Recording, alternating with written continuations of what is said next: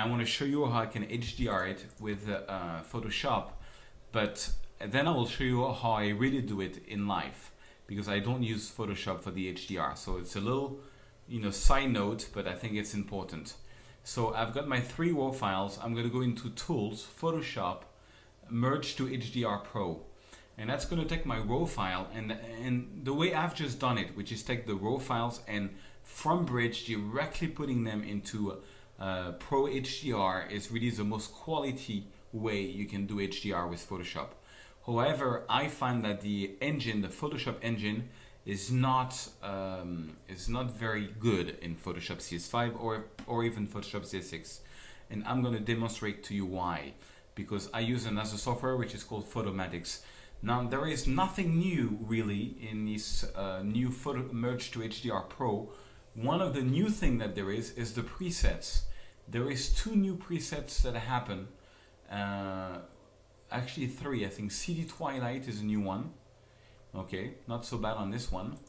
One is called Scott 5, and this preset was done by Scott Kelby, which is my Photoshop guru. I love this guy, he's crazy good.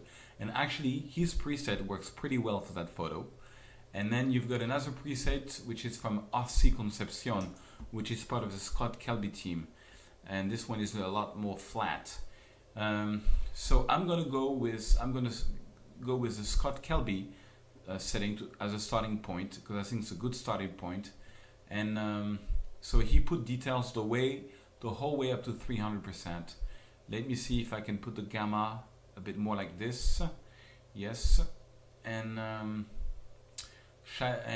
bit of vibrance. No, vibrance. I'm going to lower the vibrance, and I'm going to go into curve and make this even more contrasty by lowering. Now the way the curve works is this is the dark part of the photo, so I'm going to lower this and I'm going to make this up a bit more. Okay, so that's the HDR look that I get from this Scott Kelby new preset. I think it works really well on this photo. It's actually a good result that I got. So I'm going to click on OK. And I just wanted to show you that there's this new preset, and this one works pretty well on that photo. So it's going to create the file, and then I will show you how I usually do it. I do it with Photomatics, which I find is a lot more simple, and we will compare both results, the one from Photoshop and the one from Photomatics. So now it's going to create a file. I'm going to do a bit more retouching in Photoshop. It's going to process the photo. Here it is. So it's not bad. It's really not bad. It's pretty good HDR. I mean, it's grungy, but that's what I was going for. You know what? I think I'm going to add more contrast to the photo. So I'm going to click on Curve, and I'm going to go for another medium contrast curve to make it even darker and more saturated. And then I'm just going to do a vignette effect. Now to do a vignette effect, there's several ways, but one way I love to do it is to first I'm going to create a layer that's going to take into account all we've done so far by pressing Command Alt Shift E. Command Alt Shift E creates a layer taking into account all we've done so far. I'm going to put this into the multiply mode, which is going to make everything darker. And then I'm going to take the rectangle marquee tool and make a a square. Now anything that's inside that square, I want it to be what's below that layer. So if I press delete, you will see how this is normal and how this is a vignette effect. Now of course I cannot do it this way because it's just a straight line, so I need to feather my selection. So I press Command Z to undo that. And this is a new feature that I like also. If you go into select and go into modified feather, before you could only go to 250. That was the maximum radius you could do. Now you can go higher up, for example 500. I click on OK.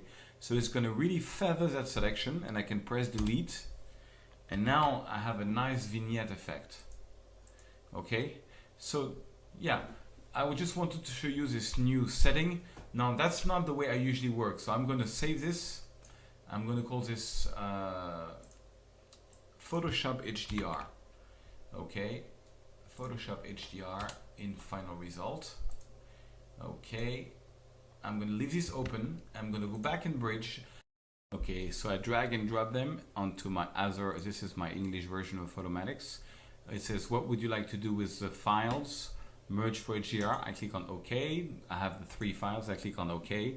This is the default window. I leave always check on align source image. Now remove goes, that's only if something moved during your bracketing, which is not the case in this photo. Reduce noise, I leave it on underexposed image only. And reduce chromatic aberration, so I click on pre-process.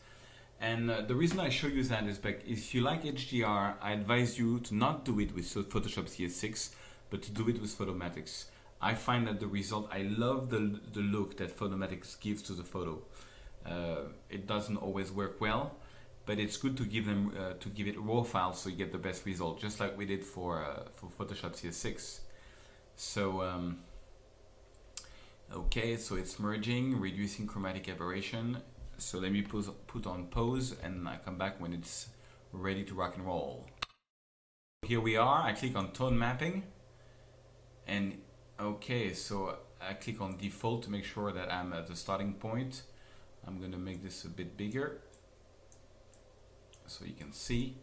Now, Photomatix I find is so much easier than Photoshop CS6 because I only usually deal with 3 or 4 sliders. The first slider I deal with is detail contrast that I always put to 100%. The second slider I deal with is a lighting adjustment. I click on lighting effects mode and you have several choices: natural, natural plus, medium, sunreal or surreal plus. I usually go for natural or natural plus, something like this. Then I click on show more options. I usually bring down the gamma to make it a bit darker. I'm going to put on this one the strength up to 100%. Okay, so now I'm going to bring the gamma up again a little bit. And I'm going to bring the luminosity a bit up. I find the result is a bit more pleasing. Yeah, that's about it. So I repeat. I did the detail contrast to plus 100%. I clicked on lighting effect and choose natural.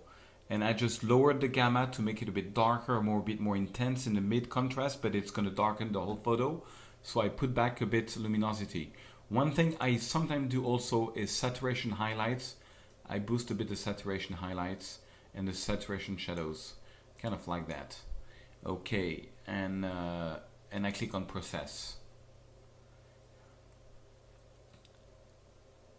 All right, and now, so this is the result from Photomatix. So now I'm going to save it. I'm going to save this photo into the file I'm using, which is here, source file HDR. So I'm going to save it, and I'm going to go back to Bridge now that it's saved. I'm going to open up in Camera Raw once I've done the Photomatixing.